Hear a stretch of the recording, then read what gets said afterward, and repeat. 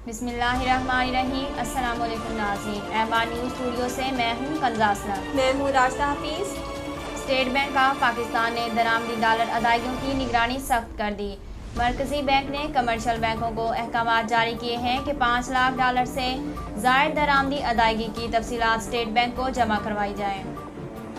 इससे पहले commercial bank 10 lakh dollar या इससे ज़ायद मलकियत की दरामदी अदायगी की तफसीलात मरकज़ी बैंक को जमा करवाने के पाबंद थे। इसके अलावा मरकज़ी बैंक ने बैंकों को 5 रोज़ में की जाने वाली दरामदी अदायगियों की तफसीलात जमा करवाने के अहकामात भी दिए हैं। इससे पहले बैंकों को 2 रोज़ में की जाने वाली अदायगियों की तफसीलात जमा करवानी थी।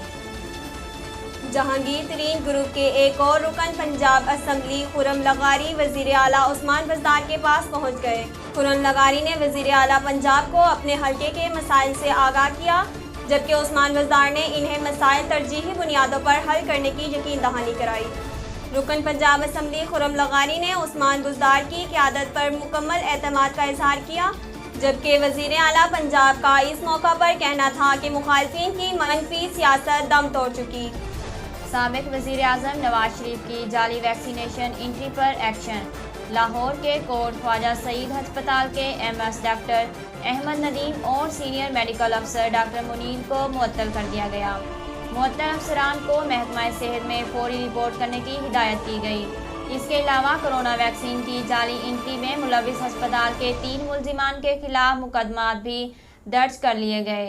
नवाज शरीफ की जाली कोरोना वैक्सीनेशन एंट्री पर वफाकी तहकीकाती एजेंसी और पुलिस ने अलग अलग मुकदमात दर्ज कर लिए। मुल्क के तीनों सूबों पंजाब, सिंध और खैबर पख्तूनख्वा में आलमी वबा कोरोना के साथ साथ डेंगू के वार भी जारी। ज़राए के मुताबिक पंजाब में 24 घंटों के दौरान डेंगू के 92 केसेस रिपोर्ट हुए, जिनमें 64 केसेस सिर्फ लाहौर में रिपोर्ट हुए। उधर इस्लामाबाद में मजीद 27 शहरी डेंगू से बीमार पड़ गए। दूसरी जानिब पेशावर में 24 घंटों के दौरान 279 मरीजों में डेंगू की तस्दीक हुई। अब तक के लिए इतना ही। मज़ीद खबरों और तफसीलात के लिए देखते रहिए एमआर न्यूज़।